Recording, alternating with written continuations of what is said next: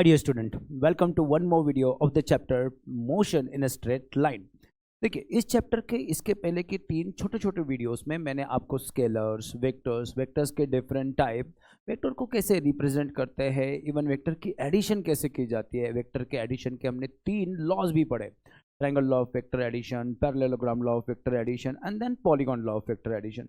Finally जो addition करके vector आता है यानी कि रिजल्टेंट वेक्टर, उसके मैग्नीट्यूड कैसे निकालते हैं, उसकी डायरेक्शन कैसे निकालते हैं, उसके कुछ टिपिकल केसेस भी हमने पढ़ लिए। अब ये जो भी कुछ हमने पढ़ा है, होप आपने वो सारा की सारा वीडियो का नॉलेज जो है उसको प्रॉपरली एब्जॉर्ब करके आपके दिमाग में स्टोर कर लिया। इस पर्टिकुलर वीडियो में हम लोग अगले टॉपिक को पढ़ेंगे। इस पर्टिकुलर वीडियो को अगर मैं कहूँ तो इस चैप्टर का ये 4th वीडियो है। इस वीडियो में हम लोग क्या पढ़ने वाले हैं, इसमें हम लोग पढ़ेंगे रिजोल्यूशन ऑफ वेक्टर, वेक्टर को रिजॉल्व कैसे करते हैं। मतलब एक ही वेक्टर को हम लोग, अब देखिए दो वेक्टर को ऐड करके हम लोगों ने एक सिंगल वेक्टर में कैसे लिखने का वो देख लिया, यानी कि रिजल्टेंट कैसे फाइंड करने का।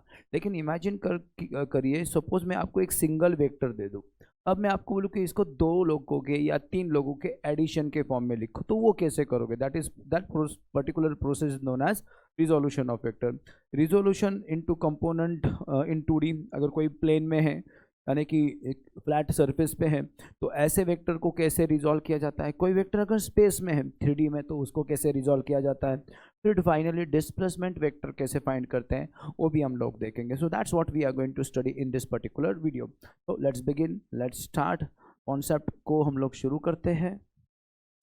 ओके, सो स्टार्ट करते हैं। पहला कॉन्सेप्ट, अपना पहला कॉन्सेप्ट है रिजोल्यूशन ऑफ वेक्टर। वेक्टर को किस तरह से रिजॉल्व करते हैं वो देखते हैं। रिजोल्यूशन का मतलब क्या है वो भी समझते हैं। देखो बच्चों, the product of the process of splitting of given vector into 2 और मोर vector such that the combined effect of these vector is same as that of the given vector, then this operation is called as resolution of vector। जैसे मैंने थोड़ी देर पहले आपको बोला कि देखिए मैंने आपको दो वेक्टर दिए या दो से ज़्यादा वेक्टर दिए, क्यों भाग रहा है इधर उधर। हाँ, मैंने मान लीजिए ये एक वेक्टर दिया आपको से p बार, फिर इसके बाद ये एक वेक्टर दे दिया सपोज q बार। मैंने बोला इन दोनों का रिजल्ट फाइंड करो, तो ये इन दोनों का रिजल्ट होता है से r बार। ओके, इन दोनों का ये रिजल्ट हो जाता है से r बार, और हम लोग लिखते भी ऐसा कि r bar is equal to p bar plus q bar.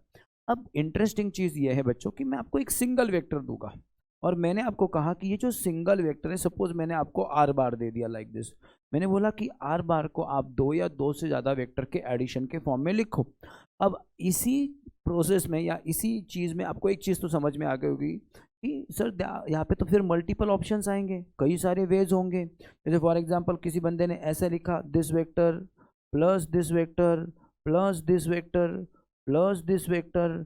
Okay, ये आखिरी वाला जॉइंट नहीं हुआ प्रॉपरली, तो क्या ये केस में मैं आर इन चार लोगों की पी क्यू से, ये तो आर ऑलरेडी इसका नाम दिया मैंने तो इसको नाम कुछ तो अलग रखता हूँ मैं, तो इसका नाम मैंने रखा से ABCD रखता हूँ। चलिए, तो मैंने बोला सर ये आपका वेक्टर ए है, ये बी है, ये सी है, ये डी है, तो क्या इन चारों का एडिशन आर है, तो क्या मैं आर को इस तरह से रिजॉल्व कर सकता हूँ, स्प्लिट कर सकता हूँ? ऑफकोर्स कर सकते हैं।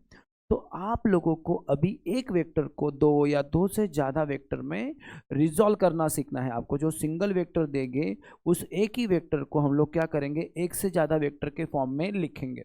इन सब का एडिशन करके आपको आंसर फाइनली यही आने वाला है। तो जितने भी वेक्टर आप लोगे 2 3 4 5, उनका आउटकम यही आएगा। अब पॉसिबिलिटी तो बहुत सारी है, लेकिन हम लोग कुछ टिपिकल पॉसिबिलिटी की बात करेंगे।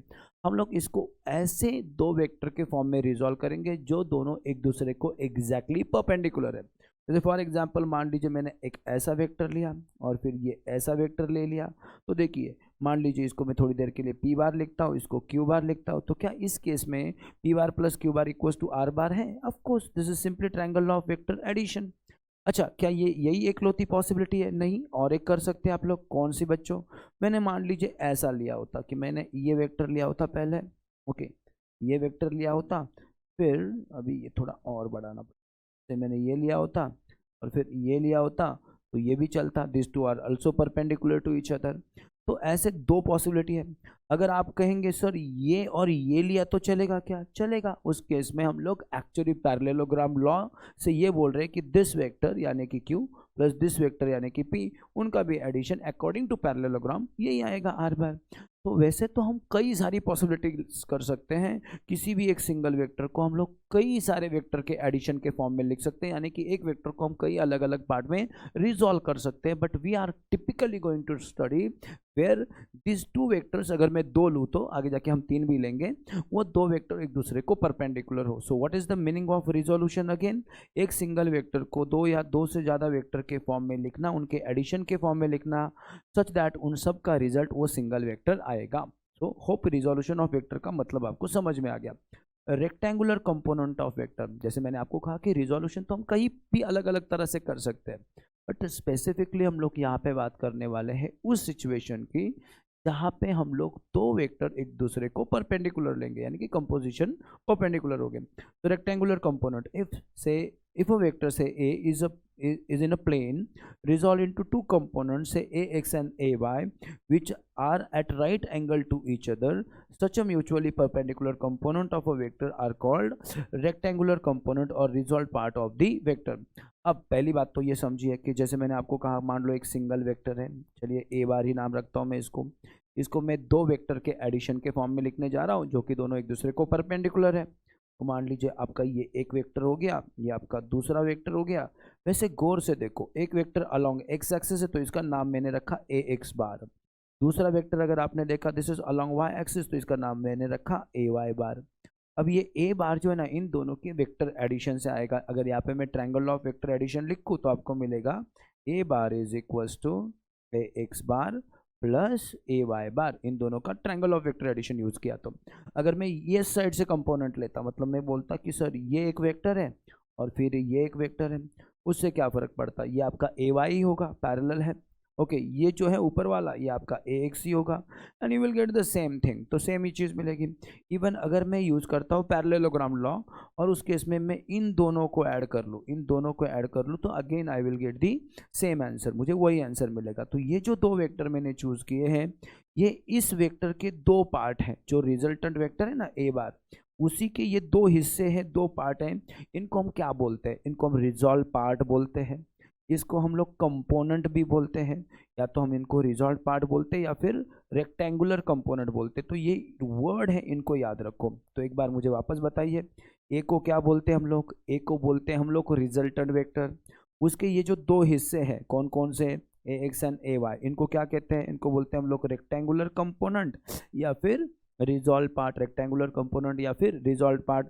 अब मुझे बताओ, दोनों से एक फाइंड करने के प्रोसेस को बोलते हैं अपन एडिशन या फाइंडिंग रिजल्टेंट, लेकिन एक से इन दोनों को फाइंड करने को बोलते हैं अपन रिजोल्यूशन, या फिर क्या बोलते हैं इस प्रोसेस को हम लोग? रिजोल्यूशन ऑफ वेक्टर, वही कहते हैं resolution of vector. So hope अब तक मैंने आपको जो भी बताया वो इस वीडियो में आपको समझ में आ चुका है।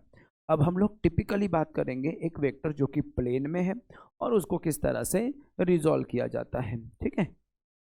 चलिए, तो कंसिडर कीजिए अगेन, ये मैंने आपके सामने वही सेम डायग्राम ड्रॉ किया हुआ है। इस केस में वेक्टर का नाम हमने आर बार रखा हुआ है। आप वेक्टर का नाम वैसे कुछ भी रख सकते हो, इससे कुछ फर्क नहीं पड़ता। थोड़ा डायग्राम में इस वेक्टर को मैं ऊपर ले लेता हूँ। देखिए, अगर आप इसको देखते हो गौर से तो ये कौन है? आपका आर बार। कितने पार्ट में डिवाइड किया मैंने? दो। कौन कौन? आर एक्स और आर वाई, दोनों एक दूसरे को क्या है? परपेंडिकुलर है, यानी कि ये इसके क्या है? कंपोनेंट है। अगर इस डायग्राम में मैंने पूछा बेटा आर बार क्या है, तो आप बोलोगे सर कुछ नहीं, r x bar plus are y bar है। लेकिन अभी मैंने पूछा what is your r x bar, तो आप बोलोगे सर आर एक्स बार जो है ना, वो एक वेक्टर है जो यहाँ से स्टार्ट हो रहा है यहाँ तक जा रहा है, तो this is my r x bar. मैंने बोला ये जो वेक्टर है आपका आर एक्स बार, इसके मैग्नीट्यूड कैसे लिखोगे? यानी कि ये जो लेंथ है यहाँ से लेके यहाँ तक, तो आप बोलोगे सर उसको खाली आर एक्स लिखेंगे। फिर मैंने बोला कि अगर इसकी मैग्नीट्यूड आर एक्स है तो इसको अगर इस दिशा में जाने वाला यूनिट वेक्टर में पूछूं, unit vector in the direction of x axis को हम किस सिंबल से रिप्रेजेंट करते हैं बच्चों? आई से। अगर मैं इसी डायरेक्शन में जाने वाला आपको ऐसा वेक्टर पूछूं जिसकी मैग्नीट्यूड मान लीजिए 192 है, ओके, देखिए सोचिए, थोड़ा सा सोच के जवाब दीजिए। मैंने बोला कि इस डायरेक्शन में जाने वाला जिसकी मैग्नीट्यूड 1 है उसका नाम क्या है? आई। सेम डायरेक्शन वाला लेकिन मैग्नीट्यूड जिसकी 2 है, चलिए मैं नीचे ड्रॉ करता हूँ यहाँ पे समझने के लिए, ये तो हो गया आपका आई। सेम डायरेक्शन में जाने वाला लेकिन जिसकी मैग्नीट्यूड डबल है उसका नाम क्या हो जाएगा? आप बोलोगे सर ट्वाइस आई बार।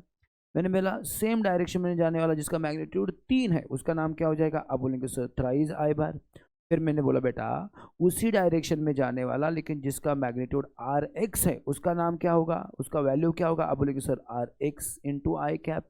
लेकिन ये जो वेक्टर है उसी का नाम तो आपने आर एक्स बार रखा हुआ है, तो I can simply say r x bar is nothing but i into i bar into r x. तो याद रखिए यहाँ पे आर एक्स जो है वो आपका मैग्नीट्यूड है और आई आपका यूनिट वेक्टर है जो कि उसी डायरेक्शन में है। तो आर एक्स बार को मैं लिख सकता हूँ आई इंटू आर एक्स। क्या सिमिलर चीज़ मैं आपकी वाई के लिए भी कर सकता हूँ? ऑफकोर्स कर सकते हो। कैसे कर सकते हो आप? अगर मैं आपको कहूँ ये जो ऊपर जाने वाला वेक्टर है इसका नाम क्या है? पूरा वेक्टर बताइए, चलिए यहाँ से लेके यहाँ तक। तो आप बोलेंगे सर इसका नाम तो आर वाई बार है। मैंने बोला अच्छा इस वेक्टर की मैग्नीट्यूड कितनी है, यानी कि यहाँ से लेके याद ये कि लेंथ कितनी है, किस सिंबल से रिप्रेजेंट करोगे? तो you will represent simply by r y. R y bar vector हो गया, इसमें मैग्नीट्यूड भी आ गई और डायरेक्शन भी आ गया। लेकिन जब मैं खाली आर वाई लिखूंगा तो सारी खाली मैग्नीट्यूड की बात हो रही है। किसकी बात हो रही है बच्चों? खाली मैग्नीट्यूड की बात हो रही है। अब मैंने बोला बेटा ऊपर जाने वाला जिसकी मैग्नीट्यूड 1 है उसका नाम बताओ। आप बोलोगे सर जे। अच्छा ऊपर जाने वाला जिसकी मैग्नीट्यूड 2 है उसका नाम बताओ। आप बोलोगे ट्वाइस जे। मैंने बोला ऊपर जाने वाला जिसकी मैग्नीट्यूड 5 है उसका नाम बताओ। आप बोलोगे सर 5 जे। मैंने बोला अच्छा फिर ऊपर जाने वाला और जिसकी मैग्नीट्यूड आर वाई है उसका नाम क्या होगा? तो आप बोलेंगे sir simply r Y into J cap. Okay you should write a cap here ताकि वो वेक्टर रिप्रेजेंट करे, चलेगा? तो ये जो वेक्टर है उसी का नाम तो आपने आर वाई बार लिखा है। तो आप बोलोगे सर यानी कि r y bar is nothing but r Y into j bar, चलेगा? अब इस तरह से अगर मैं आपको दोनों वापस पूछ रहा हूं तो आप मुझे क्या बताओगे? बट ये जो है आपका आर एक्स वो क्या होगा? आर एक्स बार क्या होगा? आर एक्स बार होगा आर एक्स इंटू आई कैप। और फिर मैंने पूछा आर वाई बार क्या होगा? तो आप बोलेंगे सर आर वाई इंटू जे कैप। फिर मैंने वापस बोला ट्रायंगल लॉ बताओ मुझे। तो आप बोलोगे sir r bar is equal to this vector यानी कि are x plus this vector यानी कि आर वाई। ये और ये दोनों इक्वल हो गए, so you can write simply r y bar. From the diagram I can say r bar is equal to are x bar plus are y bar. So that is what triangle of vector addition. Further next step में मैं क्या करूँगा? R bar is equal to are x की value डालता हूँ। क्या है वो आर एक्स की value? R x into I cap plus are y की वैल्यू डालता हूँ, वो क्या है? आर वाई इंटू जे कैप। और इस तरह से आपका एक फाइनल फॉर्मूला मिल गया। एक सिंगल वेक्टर को 2D में हम कैसे रिप्रेजेंट करेंगे? तो देखो ये फॉर्मूला यहाँ पे लिख के भी रखा हुआ है, मैंने एक्सप्लेनेशन देके आपको वो समझा भी दिया। अब ज़रा गौर से देखो और मैं आपको बोलूँ कि बेटा ये जो पॉइंट है, ये जो पॉइंट है यहाँ पे, ये जो पॉइंट है मुझे इस पॉइंट के एक्स कोऑर्डिनेट और वाई कोऑर्डिनेट बताओ। What is X coordinate? X coordinate is basically this distance यानी कि डिस्टेंस फ्रॉम वाई एक्सिस। मैंने बोला अच्छा मुझे उसका वाई कोऑर्डिनेट बताओ। वाई कोऑर्डिनेट यानी कि ये वाला इधर वाला नंबर यानी कि ऑफकोर्स दिस डिस्टेंस। तो एक्स कोऑर्डिनेट 2D में किसी पॉइंट का एक्स कोऑर्डिनेट होता है उसका वाई एक्सिस से डिस्टेंस और वाई कोऑर्डिनेट होता है डिस्टेंस फ्रॉम एक्स एक्सिस। इस केस में इस डिस्टेंस को अपन ने तो आर एक्स सिंबल से रिप्रेजेंट किया था और इस डिस्टेंस को अपन ने आर वाई सिंबल से रिप्रेजेंट किया था, इस सिंबल से आर वाई। तो इंस्टेड ऑफ एक्स आप इसका एक्स कोऑर्डिनेट लिखोगे r x, instead of y इसका वाई कोऑर्डिनेट लिखोगे आर वाई। तो कोऑर्डिनेट लिखने का सिंबल यहाँ पे खाली अलग है। In another word can I से जिस पॉइंट के 2D में एक्स कोऑर्डिनेट आर एक्स और वाई कोऑर्डिनेट आर वाई है उस पॉइंट की पोजीशन दिखाने वाला ये जो वेक्टर है वो इस तरह से रिप्रेजेंट करते हैं। तो someone if you provide point, अगर कोई आपको पॉइंट प्रोवाइड करता है तो पॉइंट से आप उसका पोजीशन वेक्टर निकाल सकते हो। बस आपको करना क्या है कि एक्स कोऑर्डिनेट के साथ आई बार चिपकाओ और वाई कोऑर्डिनेट के साथ जे बार चिपकाओ। तो पॉइंट से पोजीशन वेक्टर और पोजीशन वेक्टर से पॉइंट दोनों आप बड़े आराम से लिख सकते हो। अगर मैं एक एग्जाम्पल की बात करूं, जैसे मैंने बोला कि एक पॉइंट है, ओके, कहाँ पे है? 2D में है, जिसके कोऑर्डिनेट है मान लो 3,5। मैंने बोला अच्छा तो उसकी पोजीशन दिखाने वाला ये जो वेक्टर है ना, पोजीशन वेक्टर, बताओ O से लेके से P तक, तो ये जो OP बार है या आप चाहे तो सिंपली P बार कह सकते हो, ये क्या होगा? तो आप बोलोगे सर 3 इंटू आई कैप प्लस 5 इंटू जे कैप। और मान लो अगर मैं आपको बोलूँ इसको थोड़ा फील करो, तो आप फील ऐसा कर सकते हो कि मान लीजिए सर आपको O से निकल के P जाना है। एक रास्ता आपके लिए ऐसा है कि आप आई यानी कि एक्स की दिशा में निकलो, कितना जाओ एक्स की दिशा में, एक्स की दिशा में 3 डिस्टेंस जाओ। आई बार आपको बोलता है कहाँ जाना है और 7 वाला नंबर बोलता है कितना जाना है। तो आप बोलोगे सर 3 डिस्टेंस जाइए, एक्स की दिशा में रुक जाइए, 90 डिग्री में टर्न कीजिए और 5 डिस्टेंस जाइए वाई की दिशा में। तो यहाँ पे ऐसा 5 डिस्टेंस जाइए, आप वहीं पे पहुँच जाएंगे। तो आप ओ से पी जाना चाहते हो तो ऐसा जाइए, वरना 3i + 5j आप वहीं पे पहुँचोगे। तो इस तरह से आप कोई भी वेक्टर का अगर आपको पॉइंट देते हैं तो उससे उसका पोजीशन वेक्टर लिख सकते हो, और कॉमन सेंस से पोजीशन वेक्टर से आप उसका पॉइंट भी लिख सकते हो। ये हो गया आपका एक पार्ट। अब ये तो आपको वेक्टर के बारे में पता चला, हाउ टू राइट इट। लेकिन उससे भी इम्पोर्टेंट चीज़ होती है बच्चों, ये जो रिजोल्यूशन अपन ने लिखा है, देखो अब उसकी वैल्यूज़ को आर एक्स को आर वाई को आर के फॉर्म में आपको लिखते आना चाहिए, उसकी मैग्नीट्यूड और डायरेक्शन आपने को फाइंड करती आनी चाहिए। तो लेट्स टॉक अबाउट दैट। ये मैं पहले नीचे आपको एक्सप्लेन कर लेता हूँ, बाद में चाहे तो आप ऊपर देख के पढ़ लीजिए। तो again let me draw the diagram. क्या कर रहा हूँ मैं, ओके अरे ऐसे मत कर, इट्स नॉट गुड। ओके, तो ये हो गया आपका से x axis, this is your y-axis, this is some point से r। इसकी पोजीशन वेक्टर को नाम दिया मैंने से r का बार, फिर इसके कोऑर्डिनेट भी लिख दिए मैंने, इसका x कोऑर्डिनेट का नाम रखा rx, y कोऑर्डिनेट का नाम रखा ry। यानी कि अगर मैं यहाँ से ऐसा परपेंडिकुलर ड्रॉ कर लूँ और आपको पूछूं कि बेटा ये डिस्टेंस कितना है, आप बोलोगे सर rx है। मैंने ऐसा यहाँ से परपेंडिकुलर ड्रॉ कर लिया और मैंने बोला ये डिस्टेंस कितना है, तो आप बोलोगे ry है।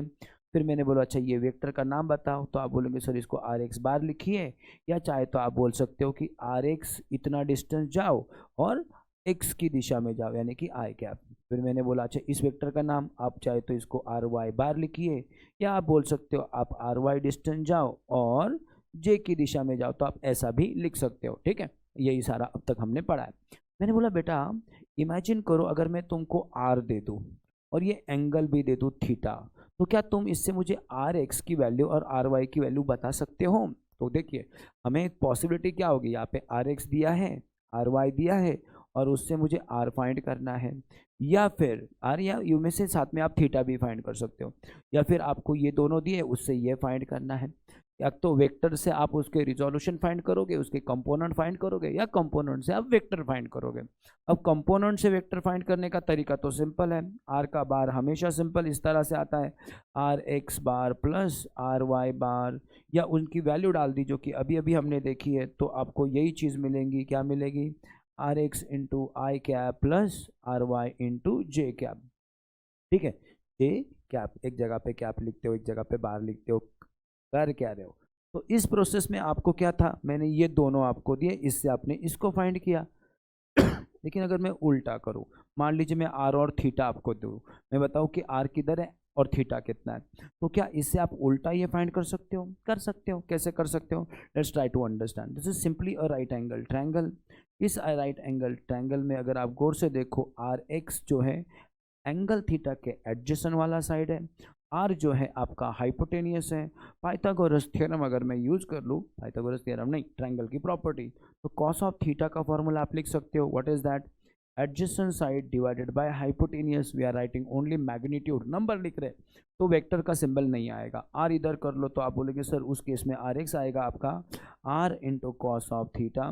उसी तरह से मैं बोलूँ कि साइन का भी फॉर्मूला लिखो, तो आप साइन का फॉर्मूला कैसे लिखोगे, साइन का फॉर्मूला आप लिखोगे कुछ इस तरह से, sine of angle theta is equal to, क्या है साइन का फॉर्मूला, अपोजिट साइड, यानी कि ये distance which is equal to this distance, यानी कि simply r y, that is R Y divided by hypotenuse which is r. After shifting आपको मिलेगा r y is equal to are into sine of theta. अब ये दोनों चीज़ें जो आपको लग रही होगी बहुत ऑर्डिनरी, मैंने आपको बोला कि बेटा एक वेक्टर है से आर, उसके एक्स एक्सिस के साथ एंगल किया है थीटा, तो उसके कंपोनेंट क्या होंगे, तो आपका आंसर आएगा r into cos theta r into sine theta. या थीटा जो एंगल है उसके एडजेसेंट बाजू वाला कंपोनेंट आएगा इंटू कॉस, और जो दूसरा वाला कंपोनेंट है जो कि पहले वाले को परपेंडिकुलर होता है, that is r into sine theta. और से देखिए ये दोनों जो कंपोनेंट है, this is first component and this one is second component, this two components makes 90 degree with each other. तो अगर मैं आपको वेक्टर देता हूँ तो उससे आप कंपोनेंट लिख सकते हो, बड़े आराम से लिख सकते हो। तो देखो वेक्टर से कंपोनेंट लिख के कंपोनेंट से वेक्टर भी फाइंड किया।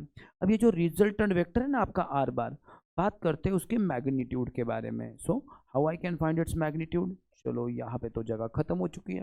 होप तुमको अगर ज़रूरत लगती है स्क्रीनशॉट ले सकते हो तो ले लो, अदरवाइज इसको हटा के मैं आपको उसकी मैग्नीट्यूड निकालना भी सिखा देता हूँ। सो अगेन ये आपके पॉइंट को लिया मैंने आर को, ये ओरिजिन है, ये मैंने ड्रॉ कर लिया आपका वेक्टर आर बार। मैंने बोला बेटा इसकी कोऑर्डिनेट बताओ, तो आप बोलोगे सर उसकी coordinate x coordinate are x लिखा है, वाई कोऑर्डिनेट आर वाई लिखा है, यानी कि इन अनदर वर्ड ये जो डिस्टेंस है इस डिस्टेंस को हम लोगों ने आर एक्स लिख के रखा है, और ये जो डिस्टेंस है आपका इसको हमने आर वाई लिख के रखा है।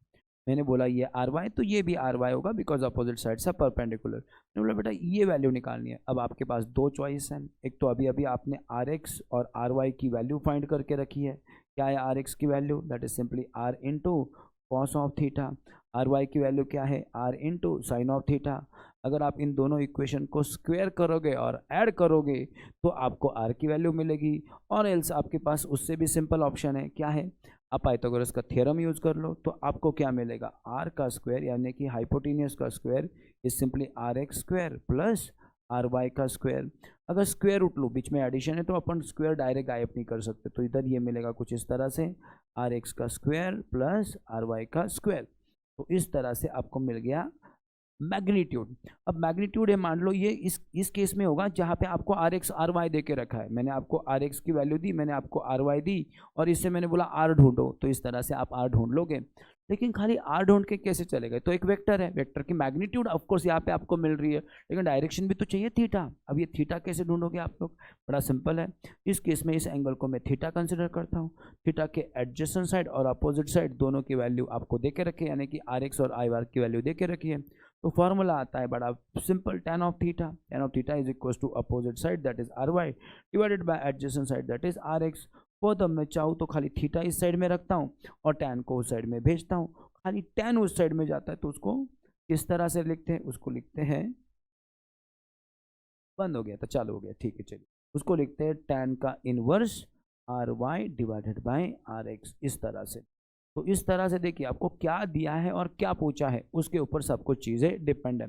वंस अगेन अगर मैं आपको आर दूँ और थीटा दूँ और उससे आर एक्स और आर वाई पूछूँ तो आप कंपोनेंट वाला फार्मूला यूज़ कर लोगे, ये दोनों वाले फार्मूले।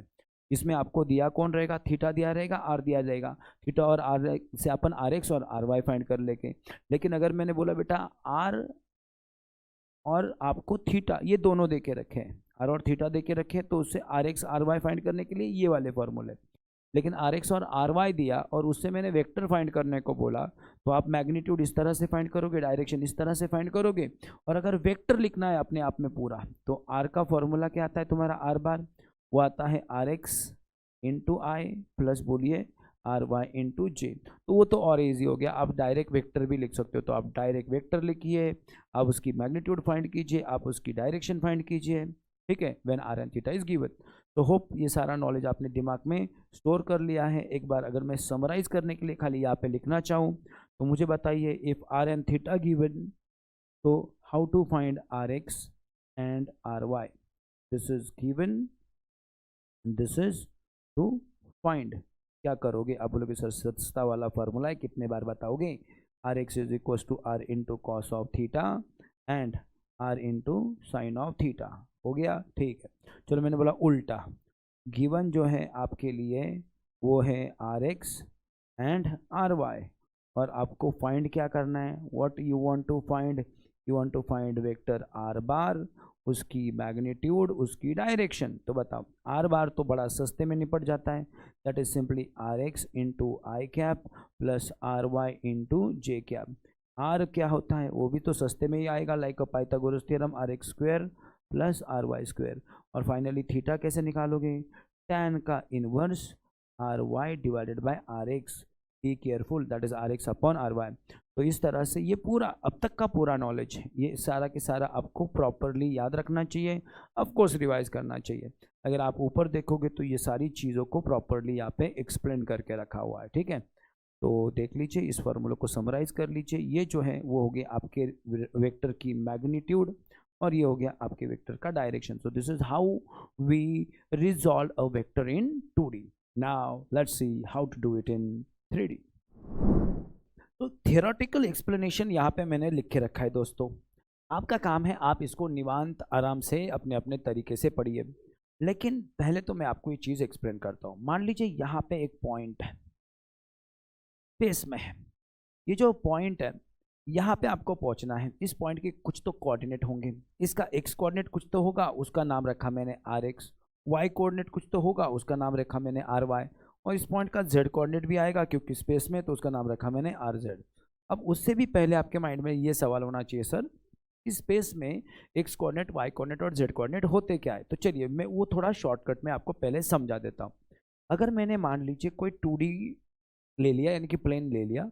प्लेन में मैंने कहीं पे एक पॉइंट ले लिया, say suppose this is are.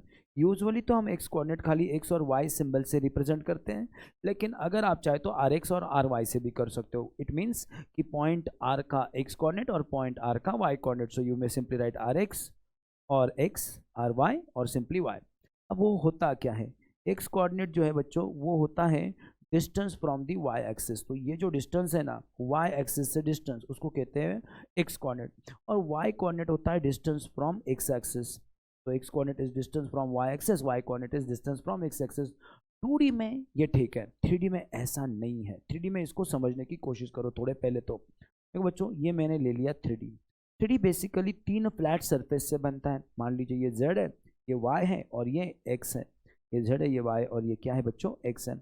ये जो फ्लैट सरफेस आपके सामने नजर आ रहा है, इस फ्लैट सरफेस को अपन बोलते हैं y और z दोनों एक्सिस से बना हुआ plane. So we call it as a Y Z plane. It's a flat surface. मान लीजिए आप आपके घर में किसी कॉर्नर में, एक कॉर्नर को आप एज अ ओरिजिन मानते हो, तो उस कॉर्नर से आपको डेफिनेटली 3 दीवारें तो दिखेगी। तो आप थोड़ा फील करने के लिए अपने घर में थोड़ा आजू बाजू में अपने रूम में देख लीजिए, एक कॉर्नर को आप ओरिजिन मान लीजिए। उस कॉर्नर से ऊपर जाने वाला जो 2 दीवारों का जो आपको मिलेगा ना, 2 दीवारें जो जिस पॉइंट पे जो जॉइंट होती है ना, उसको आप जेड एक्सेस मान लीजिए। फिर वो दीवार और ज़मीन के साथ जो है, एक को एक्स एक्सेस मानिए, दूसरे को वाई एक्सेस मान लीजिए। और कॉर्नर पे हो तो कॉमन सेंस से सारे के सारे एक दूसरे के साथ 90 डिग्री का एंगल भी कर रहे हैं, राइट। अब इस दीवार का नाम क्या रखा हम लोगों ने, वाई जेड प्लेन। उसी तरह से इस दीवार का नाम क्या रखेंगे हम लोग, जो कि जेड और एक्स से बनी है, तो उसका नाम होगा एक्स जेड प्लेन। ठीक है। और जिस फ्लैट सरफेस के ऊपर, ज़मीन के ऊपर आप खड़े हो, अगर एक कॉर्नर में आपने एक्स एक्सेस, दूसरे कॉर्नर को आपने वाई एक्सेस लेके रखा है, तो ये हो गया आपका एक्स वाई प्लेन। ठीक है। अब यहाँ पे एक समझने की कोशिश कीजिए, जब मैं स्पेस में कोई पॉइंट ले लेता हूँ पी, और मान लीजिए उसके एक्स कोऑर्डिनेट को मैं लिखता हूँ पी एक्स, वाई कोऑर्डिनेट को मैं लिखता हूँ पी वाई, और जेड कोऑर्डिनेट को उसके मैं कंसिडर करता हूँ पी जेड। तो what are this 3 number. Space की बात कर रहा हूँ मैं। स्पेस में हम लोग एक्सेस से नहीं, दीवार से डिस्टेंस गिनते हैं। इसका जो पी एक्स होता है that is distance from, P X जो होता है that is distance from Y Z plane. ये वाई जेड प्लेन से ये कितना दूर है, इस डिस्टेंस को अपन बोलेंगे उसका एक्स कोऑर्डिनेट। फिर उसका जो वाई कोऑर्डिनेट है वो होता है distance from X Z plane, की एक्स जेड प्लेन से कितना दूर है। और जो उसका जेड कोऑर्डिनेट है वो होता है distance from X Y plane, तो एक्स वाई प्लेन से कितना दूर है। तीनों प्लेन से डिस्टेंस गिनते हैं। वाई जेड प्लेन से डिस्टेंस को बोलेंगे X coordinate, X Z plane से डिस्टेंस को बोलेंगे वाई कोऑर्डिनेट। और ये जो ज़मीन है आपकी, ज़मीन से यानी कि फ्लैट सरफेस जो जिसके ऊपर तुम खड़े हो, एक्स वाई प्लेन, उससे जो डिस्टेंस आएगा उसको बोलेंगे हम लोग जेड कोऑर्डिनेट। तो अगर इस पर्टिकुलर डायग्राम में जो कि यहाँ पे ड्रॉ की हुई है, अच्छा खासा 3D व्यू आपको देती है। इस डायग्राम में आपको मैं पूछूं व्हाट अबाउट दिस, तो ये डिस्टेंस जो मिलेगा आपको that is your distance from X Y plane, यानी कि आपका जेड कोऑर्डिनेट। तो ये जो है आपका आर जेड हो गया। मान लीजिए इस नंबर को क्या लिखता हूँ मैं, आर जेड। फिर अगर मैं ये डिस्टेंस पूछूं जो कि इस दीवार से, कैन यू सी, इस दीवार से वाला डिस्टेंस है, कौन सी दीवार से, जो कि एक्स और जेड से बनी है, तो इसका नाम क्या होगा, इसका नाम होगा इस डिस्टेंस का, इस डिस्टेंस का, late me choose different colour, okay I think white, black is okay. ठीक है। ये जो डिस्टेंस है आपका, इस डिस्टेंस का नाम लिखा मैंने आर वाई, यानी कि इस पॉइंट का वाई कोऑर्डिनेट। और फाइनली ये जो सामने वाली दीवार है, कैन यू सी दिस वाला दीवार, इसका नाम क्या है, जेड और वाई से बना है, तो इसका नाम है वाई जेड प्लेन। और उससे ये वाला जो डिस्टेंस है उसका नाम रखा है हम लोगों ने आर एक्स। तो ये हो गया उसका एक्स कोऑर्डिनेट। तो एक्स कोऑर्डिनेट, वाई कोऑर्डिनेट और Z coordinate. So what is X coordinate, are X. What is Y coordinate, R Y. What is Z coordinate, R Z. और ये है क्या, तीनों प्लेन से डिस्टेंस है। सो होप आपको ये समझ में आ चुका है। तो अभी एक बार वापस मुझे इस पॉइंट की कोऑर्डिनेट बता दीजिए, R x, are Y and R Z. अभी हमको लिखना है, इस वेक्टर को करना है resolve, but now we are going to resolve it into 3 part. 3 part में रिजॉल्व करेंगे। अब एक इमेजिन करने को जाता क्या है, मान लीजिए तुम यहाँ पे हो और आपको यहाँ पे जाना है, आपने डिसाइड किया ये एक रास्ता जो कि क्या था आपका, बोलिए, जो कि क्या था आपका आर का बार था, लेकिन मैंने बोला अल्टरनेटिव रास्ता बताओ, वहीं पे जाना है, अल्टरनेटिव रास्ता क्या होगा। आप बोलोगे सर बड़ा सिंपल है, पहले तो आप है ना एक्स के अलॉन्ग जाइए। अब एक्स के अलॉन्ग कैसे जाओगे, ये है आपका पॉजिटिव एक्स एक्सिस, तो आप इतना डिस्टेंस जाओ, ये जो दिख रहा है आपको इतना डिस्टेंस जाओ, क्योंकि एग्जैक्टली इतना ही होगा। ओके, तो इसका नाम क्या हो जाएगा, इसका नाम होगा आर एक्स बार। ओके, कौन सा वेक्टर है ये, R x bar along the X direction. फिर आप बोलेंगे सर फिर वाई के अलॉन्ग जाइए, चलिए दूसरा कलर ले लेता हूँ मैं, ये होगा आपका आर वाई बार। ओके, मतलब आप ज़मीन पे चल रहे हो। फिर उसके बाद बोलेंगे सर अभी ऊपर देखिए, ऊपर जाते हैं आप लोग यहाँ पे डायरेक्ट, तो ये क्या हो जाएगा आपका आर जेड। तो आप इतना जाइए एक्स के अलॉन्ग, फिर इतना जाइए वाई के अलॉन्ग, फिर इतना जाइए जेड के अलॉन्ग, और वहीं पे पहुंचेंगे। ओके, तो एक बार इस डायग्राम का ये जो हिस्सा है इसको समझिए, ये बहुत सिंपल है लेकिन थोड़ा फील करना आपको ज़रूरी है। तो for that me let me choose one more colour. Okay, I think green is okay, and let me increase the thickness. तो पहले तो आप ऐसा जाओगे, यानी कि are X along X axis, देखो वो वेक्टर यहाँ पे भी नजर आएगा आपको। फिर आप ऐसा जाओगे, that is your R Y, और फिर पहुंचोगे यहाँ पे यानी कि आर जेड। तो are x plus are Y plus are Z, you will get to the same point. Okay, sorry. तो इसी तरह से आपको वही डिस्टेंस पे मिल जाएगा, वहीं पे पहुंचोगे। ओके, अब ये हो गया अगर आपको वेक्टर दिए तो। लेकिन अगर मैं आपको बोलूँ कि इसको थोड़ा आईजेके के फॉर्म में लिखिए, तो क्या ये पॉसिबल है? हाँ, चलिए एक एक की बात करते हैं। पहले इस वेक्टर की बात करते हैं। इस वेक्टर को अपन ने कैसे लिखा है और कहाँ पे लिखा है? इसको इस साइड में लिखा है, ऐसा नाम क्या रखा है इसका, r x bar. R x bar की मैंने पूछा मैग्नीट्यूड कितनी, मतलब मैंने पूछा ये डिस्टेंस कितना है, तो आप बोलोगे सर डिस्टेंस आर एक्स होगा, वेक्टर आर एक्स बार होगा। मैंने बोला अच्छा, इस दिशा में अगर मैं एक कदम जाता हूँ, सिर्फ एक डिस्टेंस जाता हूँ, तो उसका नाम क्या? आप बोलोगे सर आई बार। ऐसा क्यों? क्योंकि ये अलॉन्ग पॉजिटिव एक्स एक्सिस है, पॉजिटिव एक्स एक्सिस के अलॉन्ग एक डिस्टेंस जाना यानी कि यूनिट वेक्टर होता है आई कैप। मैंने बोला नहीं, मैं तो 2 डिस्टेंस जाना चाहता हूँ, तो आप बोलोगे सर फिर ट्वाइस आए। मैंने बोला बेटा मैं 3 डिस्टेंस जाना चाहता हूँ, तो आप बोलोगे सर थ्राइस आए। मैंने बोला अच्छा तो फिर मैं आर एक्स जाना चाहता हूँ, तो आप बोलोगे sir simply are x into I cap. Okay, तो अगर मैं आपको पूछूं कि what is the value of r x in the form of i j k, तो आप बोलोगे सर उसकी magnitude into i cap, this is the value of r x. अब इसी लॉजिक से आप आर वाई और आर जेड भी मुझे बता सकते हो। तो मैंने बोला व्हाट इज आर वाई बार, तो आप बोलोगे सर उसकी मैग्नीट्यूड इनटू उसकी दिशा में जाने वाला यूनिट वेक्टर। मैंने बोला अच्छा व्हाट इज आर जेड बार, तो आप बोलोगे सर उसकी मैग्नीट्यूड इनटू उसकी दिशा में जाने वाला unit vector which we represent by the symbol K. तो यही जो फॉर्मूला आपके सामने अभी अभी मैंने लिखा था से आर बार, इसको आप कैसे लिखोगे? इसको लिखोगे r x into I cap plus R Y into J cap plus are Z into के cap, right? Sorry. Okay, so hope आपको ये इक्वेशन समझ में आया है। इसको हम लोग पॉइंट का पोजीशन वेक्टर भी बोलते हैं। अब क्या इस वेक्टर से आप मुझे वो पॉइंट के कोऑर्डिनेट बता सकते हो जिस पॉइंट का ये पोजीशन वेक्टर है? सिंपल, आपको ये 3 नंबर खाली लिखने हैं। तो अगर मैंने बोला कि ये उस पॉइंट की पोजीशन दिखाने वाला वेक्टर है ओरिजिन के रिस्पेक्ट में, वो पॉइंट क्या है? आप बोलोगे sir are x, R Y और आर जेड, ये वो पॉइंट है। तो अगर आपको मैं बोलूँ पॉइंट से पोजीशन वेक्टर निकालो, तो कैसे लिखोगे? बस आई जे के चिपकाओगे। और अगर मैंने बोला पोजीशन वेक्टर से पॉइंट बताओ, तो बस आपको आई जे के कोएफिशिएंट बताने हैं। तो इस तरह से पॉइंट से आप पोजीशन वेक्टर भी बोल सकते हो, पोजीशन वेक्टर से पॉइंट भी बना सकते हो। ये जो है ये आपका हो गया रिजल्टेंट वेक्टर। और ये जो तो 1, 2 और 3 नजर आ रहे हैं, ये हो गए उसके कंपोनेंट। तो 3D में 3 कंपोनेंट होते हैं, 2D में 2 ही कंपोनेंट होते हैं। तो 2D के कंपोनेंट सिंपली थे R X I plus are Y J, 3D में 3 कंपोनेंट थे R X I plus are Y J plus are Z K. यानी कि 3D में हम लोग एक वेक्टर को 3 रेक्टेंगुलर कंपोनेंट के एडिशन से लिखते हैं। पहला वेक्टर, उसको परपेंडिकुलर दूसरा वेक्टर, और दोनों को परपेंडिकुलर तीसरा वेक्टर। ये जो है ये तीनों एक दूसरे को परपेंडिकुलर होते हैं, तीनों की तीनों। अगर आपको मैं पूछूं बेटा आर एक्स, तो आप बोलोगे सर आर एक्स दोनों को परपेंडिकुलर है, आर वाई को भी परपेंडिकुलर है, आर जेड को भी परपेंडिकुलर है। मैंने बोला आर वाई, तो आप बोलोगे सर आर एक्स को भी परपेंडिकुलर है, आर जेड को भी परपेंडिकुलर, अलग अलग प्लेन में है। और आर जेड पूरे आर एक्स और आर वाई के प्लेन को ही परपेंडिकुलर है। So hope you understood how to resolve a vector in 3D. Now again same चीज, कि आपको आर एक्स, आर वाई और आर जेड की वैल्यू निकालनी है।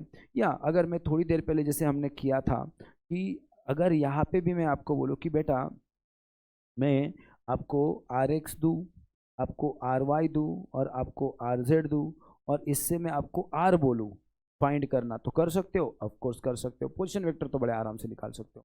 फिर मैंने बोला एंगल भी बताओ। अब यहाँ पे ना एक चीज़ को समझना है, बहुत इंटरेस्टिंग चीज़ है।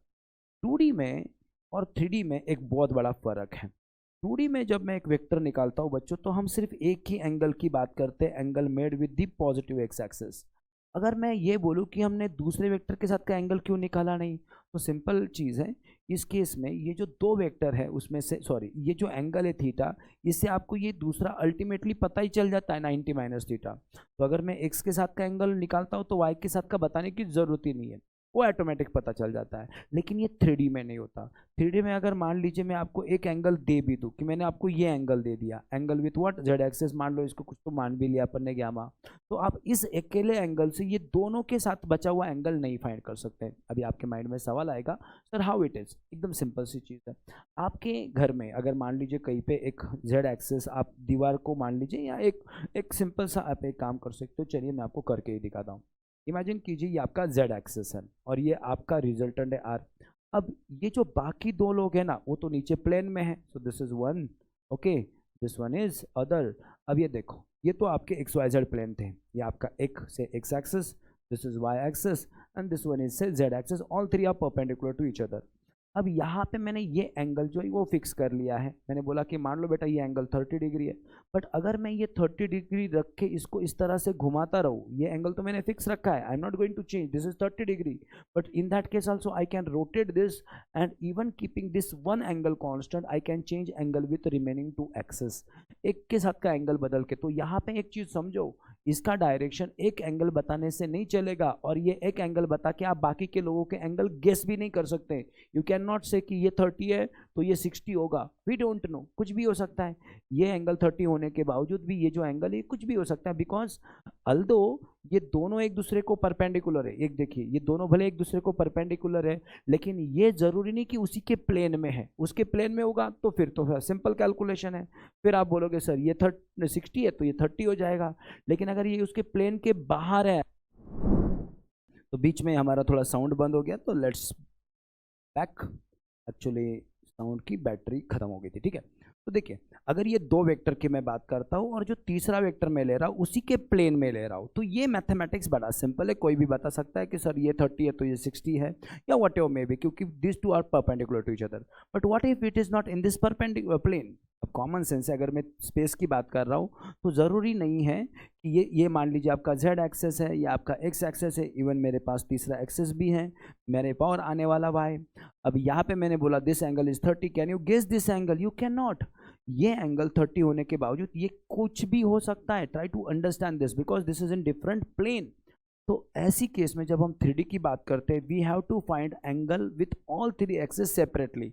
आपको एक्स एक्सेस के साथ का भी एंगल फाइंड करना है, वाई के साथ भी करना है, जेड के साथ भी करना है, तो आपको तीनों एंगल अलग अलग फाइंड करने पड़ेंगे। तो अगर मैं आपको बोलता हूँ कि कोई वेक्टर 3D में है, बता उसका डायरेक्शन क्या है, तो उसके डायरेक्शन के लिए यानी कि एंगल के लिए हमें एक नहीं तीन एंगल बताने पड़ेंगे।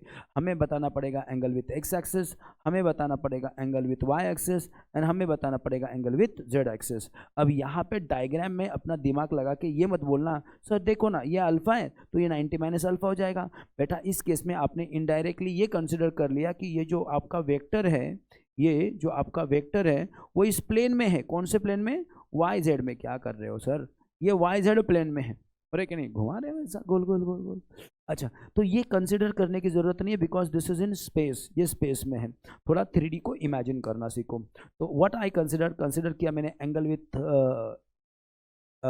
जेड एक्सिस से alpha, angle with Y axis से beta, okay, and angle with x axis से अल्फा।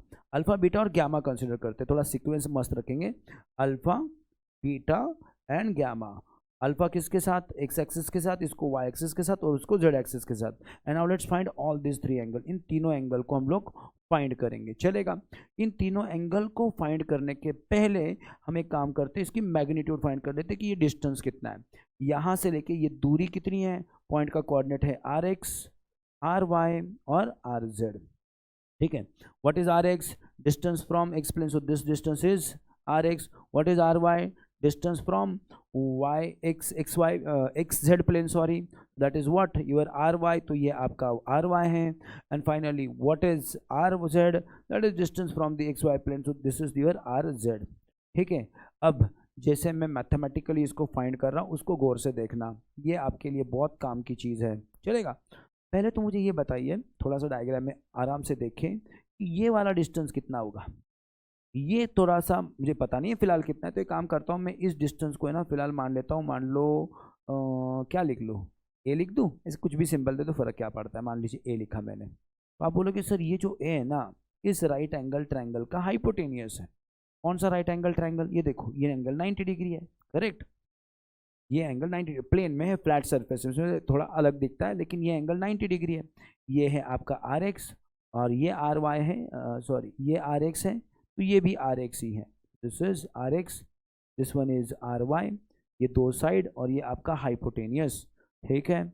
आप इस पार्ट को यहाँ पे थोड़ा प्लेन में ड्रॉ कर लेता हूँ मैं, ठीक है। तो ये आपका जिसको मैंने ए कंसिडर किया, ये आपका आर एक्स, ये आपका आर वाई। तो मैंने बोला बेटा व्हाट इज ए? तो आप बोलोगे सर ए का स्क्वायर है are x square plus R Y square, this is simply a Pythagoras theorem.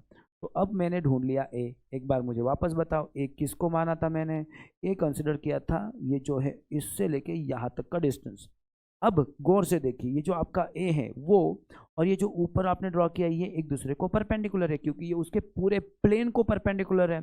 तो अगर मैं आपको बोलूँ कि बेटा इस केस में ये जो है आपका, ये क्या है? ये ए के साथ परपेंडिकुलर है। ये आर क्या है आपका? ये आपका इस राइट एंगल ट्रायंगल का हाइपोटेनियस है। अगर मैं बोलूँ कि इन दोनों के बीच का या इन तीनों के बीच का रिलेशन बताओ, तो आप बोलोगे sir again Pythagoras theorem. What is that relation? This square. What is that? R square is nothing but r Z square and a square, और you can simply say a square plus are z का square, where r z is magnitude of vector r z bar. इसमें a बार की value या ए square का value ऊपर से डाल दीजिए, तो अगली स्टेप में आपको मिल जाएगा आर का square is equal to are x square plus R Y square plus are Z square. मैंने बोला अच्छा, तो स्क्वायर रूट लेके आर की वैल्यू भी बता दो।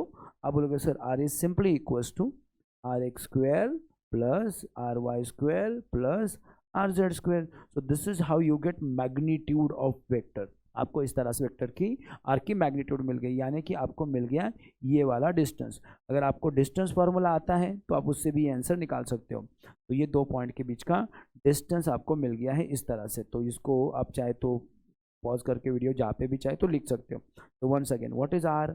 Are is simply this distance. What will be it? It will be r x square plus R Y square plus are Z square and उसका square root. So this is how we get r bar. चलिए, अब इसके बाद हमको find करना क्या है? Direction. Direction यानी कि तीन एंगल। कौन से तीन angle? Angle with X axes, angle with Y axes and angle with Z axes. तो जैसे मैं इसको फाइंड करने जा रहा हूँ, आप गौर से देखिए, आपको उसी तरह से इसको फाइंड करना है, चलेगा। अब कोई भी एक एंगल को पहले अपन कंसिडर करते हैं। Let me consider angle with Z. मैं कोई एक समझा दूँ, बाकी क्या आप नॉलेज से, जनरल नॉलेज से निकाल सकते हो। अगर मैं आपको ये बोलूँ कि बेटा ये एंगल जो है ना आपका, ये क्या है आपका? से ग्यामा है। Can you find gamma? तो ग्यामा के बारे में आपको पता क्या है? पहले तो आप यहाँ से एक परपेंडिकुलर डाल लोगे यहाँ पे, and you get a right angle triangle. ये आपका एक राइट एंगल ट्रायंगल हो जाएगा। इस राइट एंगल ट्रायंगल में ये वाला जो वैल्यू है वो आपका आर है, जो अभी अभी अपन ने फाइंड किया। फिर अगर मैं आपको बोलूँ ये वाला वैल्यू कितना है, तो आप बोलोगे सर ये वैल्यू एग्जैक्टली इतना ही होगा, जितना ज़मीन से इस साइड में ऊपर है उस साइड में उतना ही ऊपर होगा। तो this value is simply your are Z. और मैंने बोला बेटा ये वैल्यू कितना है, तो आप बोलोगे सर ये जो नीचे अभी अभी आपने ए फाइंड किया था ना, उतना ही होगा, जिसका स्क्वायर क्या आया था? आर एक्स का स्क्वायर प्लस आर वाई का स्क्वायर। तो टेक्निकली स्पीकिंग आपके पास तीनों वैल्यू राइट एंगल ट्रायंगल के नोन है। अगर मैं इस ग्यामा की बात करूँ तो उसके एडजेसेंट साइड जो है वो जेड कोऑर्डिनेट है, और उसका जो हाइपोटेनियस है वो आपके वेक्टर की मैग्नीट्यूड यानी कि आर है। इन दोनों को यूज करेंगे, कंपैरेटिवली थोड़ा इजी होगा। तो अगर मैं ये बोलूँ कि from the diagram what is this angle, क्या कौन सा फॉर्मूला यूज कर सकते हो आप? अगर मैं आपको ये कहता हूँ कि एडजेसेंट साइड और हाइपोटेनियस पता है, तो नेचुरली कॉस का फॉर्मूला। तो cos of this angle that is gamma is equal to adjacent side that is are Z, okay, divided by magnitude that is R. अब क्या इसको फर्दर सिंप्लीफिकेशन करना पॉसिबल है? हाँ, क्या है बताइए इसका further simplification? Further simplification is are z, wait a moment, r z whole divided by under root r की value what is that, r Z square plus r x से लिखते हैं ना, सीक्वेंस जैसे वैसे मेंटेन रखते हैं, R x square plus R Y square plus are Z square. तो इस तरह से आपको एंगल मिला विथ जेड एक्सिस। क्या आप इसी लॉजिक को या इस फॉर्मूले को जनरलाइज करके वाई और जेड के लिए लिख सकते हो? बड़े आराम से लिख सकते हो, थोड़ा सोचिए, ठीक है। और अगर आप चाहे तो ये वाला जो वैल्यू था आपका अगला वाला साइन वाला फॉर्मूला, वो भी यूज कर सकते हो। इस केस में ये आपका गैमा होता, ये साइन के अपोजिट साइड होती, ये एडजेसेंट होता, तो आपका साइन का फॉर्मूला क्या बनता? वैसे जरूरत तो है नहीं इसकी, लेकिन फिर भी मैं लिख रहा हूँ। बोलिए साइन ऑफ गैमा क्या बनता? Opposite side what is that, a, जिसको हमने थोड़ी देर पहले निकाला था, what will be it, under root, a की वैल्यू बोल रहा हूँ मैं, क्या आएगा under root r Y square plus are Z square divided by total r, ठीक है, जिसकी वैल्यू आप रूट में वापस लिख सकते हो। But it looks some complicated, तो ऐसा कॉम्प्लिकेटेड फॉर्मूला यूज करने की हमें कोई ज़रूरत नहीं है। कॉस का फॉर्मूला कंपैरेटिवली इजी है। तो ये तो था आपका cos gamma. Can you guess the value of cos of alpha and cos of beta? That means the angle with x axis, angle with Y axis, this one is angle with Z axis.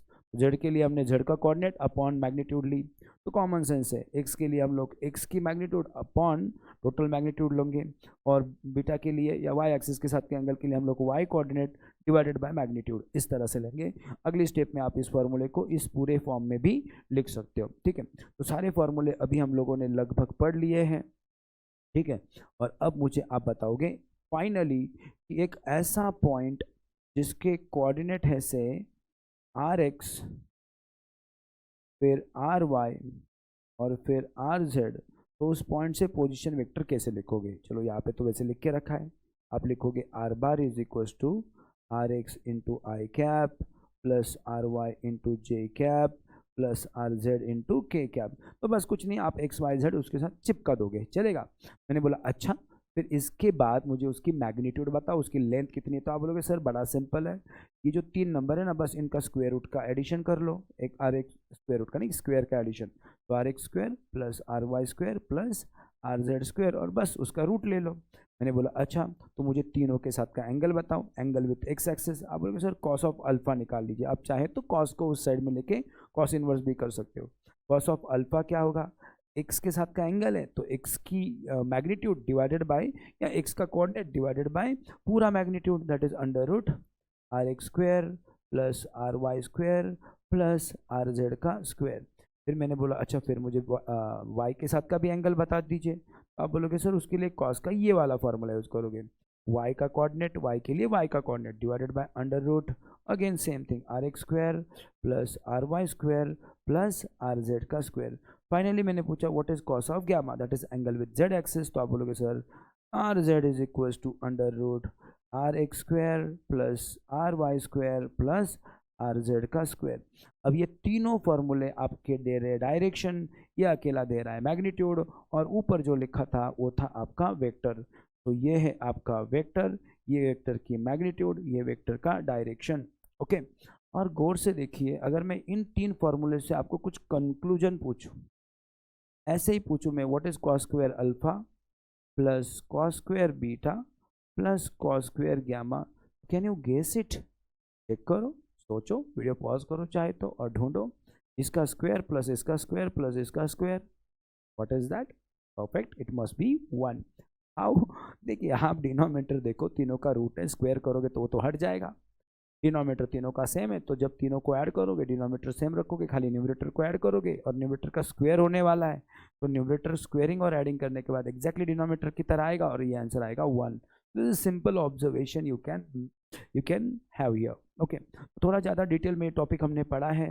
अगर आप देखोगे तो बहुत सारे book में आपको 3D में जो वेक्टर आता है, 3D जो कंपोनेंट है, उसके एंगल जो होते हैं एक्स एक्सिस वाई एक्सिस और जेड एक्सिस का, तो वो लिखते नहीं है, वो डायरेक्शन की बात ही नहीं करते, खाली मैग्नीट्यूड की बात करते हैं। तो हम लोगों ने इंटेंशनली इसकी डायरेक्शन की भी बात कर ली। बहुत रेयरली आपको ये मिलेगा, तो मैथमेटिक्स में मिलेगा, फिजिक्स में थोड़े कम चांसेस हैं। तो look, this is magnitude, okay. After that, this one is direction, and we have finished in this way the magnitude and direction. अब बात करते हैं अगला और आज के वीडियो का आखिरी topic, that is displacement vector. क्या होता है डिस्प्लेसमेंट, चलिए इसको समझ लेते हैं। मान लीजिए ये आप यहाँ पे थे पॉइंट ए को, जैसे डायग्राम में आप देख सकते हो, ये आपका ओरिजिन है, फिर आप यहाँ पे पहुँच गए बी को, आप ए से निकल के बी को गए, तो मैंने बोला बेटा कितना डिस्टेंस गए स्ट्रेट, जो शॉर्टेस्ट डिस्टेंस होता है स्टार्ट पॉइंट और एंड पॉइंट के बीच में, उसको बोलते हैं डिस्प्लेसमेंट। अब हाउ टू फाइंड इट, एकदम सिंपल तरीका है। पहले मैं बोलूँगा पॉइंट ए का पोजीशन वेक्टर लिख लो। पॉइंट ए के कोऑर्डिनेट पता है तो उससे पोजीशन लिखना कोई बड़ी बात नहीं है। अगर 2D में है, मान लीजिए पॉइंट के कोऑर्डिनेट एक्स कॉमा वाई है, 2D में है तो बस आई और जे चिपकाने हैं। अगर 3D में है तो एक्स वाई जेड ऐसे 3 नंबर मिलेंगे, आई जे और के चिपकाना है। फिर मैंने बोला बेटा पॉइंट बी के भी पोजीशन वेक्टर को लिख लो, ओ बी कैसे लिखोगे, बस वही आई जे के चिपकाने हैं आपको। ओके, तो अब मैंने बोला इस डायग्राम को देखो प्रॉपरली और यहाँ पे ट्रायंगल ऑफ वेक्टर एडिशन बोलो। अब बोले कि सर मुझे दिख तो रहा है कि मैं यहाँ से निकला हूँ, यहाँ से निकल के फाइनली मैं यहाँ पे पहुँचा हूँ, तो this is my start point and this is my and point. By the way आप ए से निकल के बी ही गए हो खाली, लेकिन ए कैसे जाओगे, आप जाओगे ओ टू ए, फिर उसके बाद बी कैसे जाओगे, फिर जाओगे ए टू बी। इसके बदले आप सीधा ओ से निकल के बी में जाते तो वहीं पे पहुंचते, तो ओ बी बार। फर्दर मैं पूछूं what is your A B bar, तो आप बोलोगे sir A B bar is nothing but O B bar, ये जो प्लस ओ है उस साइड में जाएगा तो होगा माइनस ओ ए बार। कोई डाउट है आपको, इसको बड़ा सिंपल है। अगर मैं आपको ये बोलूं कि फर्दर क्या मैं ऐसा लिख सकता हूँ, O B bar is equal to O B, A B bar is equal to O B. What is O B, point B जो है ना, पॉइंट बी जो है ना उसका पोजीशन दिखाने वाला वेक्टर यानी कि O B. And what is O A, point A की पोजीशन वेक्टर दिखाने वाला ओ ए। तो क्या मैं आगे ये बोल सकता हूँ, this means position vector of point B, ठीक है, minus position vector of point A, ठीक है। अब मान लो ये चीज जो हो रही थी वो 3D में हो रही थी, ये कंसिडर कर लो, ये कंसिडर कर लो आपका 3D। यहाँ पे पॉइंट ए है जिसके कोऑर्डिनेट आप x1 y1 z1 लिख सकते हो, ax ay az लिख सकते हो, अप टू यू, आपको जो भी लगे सिंबल यूज कीजिए, कोई दिक्कत नहीं है। चलिए मैं x1 y1 और z1 ऐसे कंसिडर करता हूँ। फिर यहाँ से निकल के आप पहुँच गए पॉइंट बी को, इसकी कोऑर्डिनेट को मैं लिखता हूँ उसे x2 y2 एंड z2। ये क्या हो गया, इसके बाहर चला गया, ठीक है, इसलिए ये लिखा नहीं जा रहा, मैं वापस लिखता हूँ। बोलिए क्या लिखता हूँ इसके कोऑर्डिनेट में, x2 y2 z2, ठीक है। तो ऐसे दोनों के मैंने पोजिशन पॉइंट लिख लिए। मैंने बोला मैं ए से निकल के बी गया, इसकी पोजीशन निकालनी थी मुझे।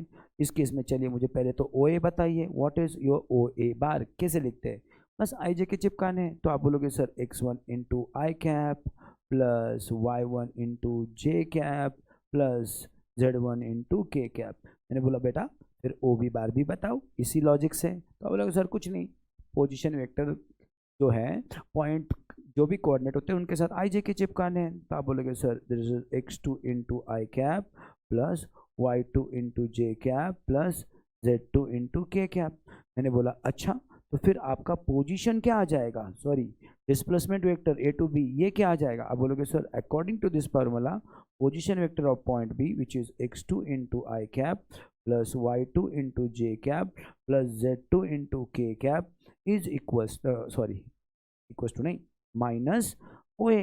अब इसको माइनस करोगे तो सबके साइन बदल जाएंगे, तो आपको मिलेगा माइनस x1 इंटू आई कैप माइनस y1 इंटू जे कैप माइनस z1 इंटू के कैप। चलेगा। अब एक काम करते हैं, सिमिलर लोगों को साथ में रखते हैं, आई वाले लोग साथ में रखोगे, आई कॉमन निकालोगे तो क्या मिलेगा x2 माइनस x1 और आई भैया बाहर। फिर ये दूसरे भी देख लो, कौन से दूसरे, ये देखो ये वाले, इन दोनों में से क्या होगा, आपका जे कॉमन आ जाएगा और अंदर रहेगा y2 माइनस y1। फाइनली एक ये भी बच गया, उसमें से क्या करोगे आप के कॉमन निकाल लोगे और बचेगा अंदर ये वाला हिस्सा। चलेगा। तो this is how you gate position vector, sorry displacement vector. Okay, मैंने बोला अच्छा इसे ए बी भी बता दो ना यार, वेक्टर ए बी की मैग्नीट्यूड भी बता दो। मतलब मुझे सिंपली ये बता दो कि ये ए और बी के बीच का डिस्टेंस कितना है। तो आप बोलोगे सर ए और बी के बीच का डिस्टेंस यानी कि वेक्टर ए बी की मैग्नीट्यूड। मैंने बोला अच्छा फिर मैग्नीट्यूड कैसे निकालोगे, तो फॉर्मूला हम पढ़ चुके हैं। कैसे पढ़ते हैं फॉर्मूला, क्या पढ़ा था फॉर्मूला, याद करो जरा। अगर हमने वेक्टर ऐसा लिखा था r x into I cap plus R Y into J cap plus are Z into के कैप। ये अगर हमने आर की वैल्यू लिखी थी तो आर बार, ये आर बार की वैल्यू थोड़ी सॉरी हाँ, आर का तो वैल्यू क्या होता था, मतलब इस वेक्टर की मैग्नीट्यूड क्या आती थी, आप बोलते थे सर जो आई के साथ चिपका हुआ है ना बस उसका स्क्वायर, प्लस जो जे के साथ चिपका हुआ है ना उसका स्क्वायर, प्लस जो के साथ चिपका हुआ है ना उसका स्क्वायर। याद है हमने थोड़ी देर पहले इसको इवन प्रूफ भी किया हुआ है। तो उसी लॉजिक से मुझे बताओ इसकी मैग्नीट्यूड क्या होगी। आप बोलोगे सर स्क्वायर रूट, यहाँ पे स्क्वायर रूट भी है, अच्छा किया मैंने, यहाँ पे स्क्वायर रूट जो आई के साथ चिपका हुआ है ना उसका नंबर यानी कि x2 माइनस x1 उसका स्क्वायर, फिर जो जे के साथ चिपका हुआ है ना उसका स्क्वायर, सो y2 माइनस y1 का स्क्वायर, फिर जो के साथ चिपका हुआ है ना सर उसका भी स्क्वायर, सो z2 माइनस z1 का स्क्वायर। गौर से देखिए बच्चों ये 3D में डिस्टेंस फार्मूला है, अगर ये 2D में होता तो बस ये इतना पार्ट हट जाता। ओके, सो इनडायरेक्टली हमने डिस्टेंस फार्मूला भी प्रूफ कर डाला। समझ में आ रहा है? तो काफ़ी सिंपल सी चीज़ थी। होप आपको ये लेक्चर समझा है, काफ़ी नॉलेज था इसमें। इस सारे नॉलेज को प्रॉपरली एब्जॉर्ब कर लीजिए और स्टोर कीजिए दिमाग में। Thank you for watching this video. जय हिंद। चैनल को सब्सक्राइब कर लिया होगा तो कैसे करोगे वापस, नहीं कर लिया होगा तो कर लीजिए, दोस्तों को भी बोलिए, लोगों के साथ शेयर कीजिए, और क्या, बस बहुत हो गया। Bye bye, good night, enjoy.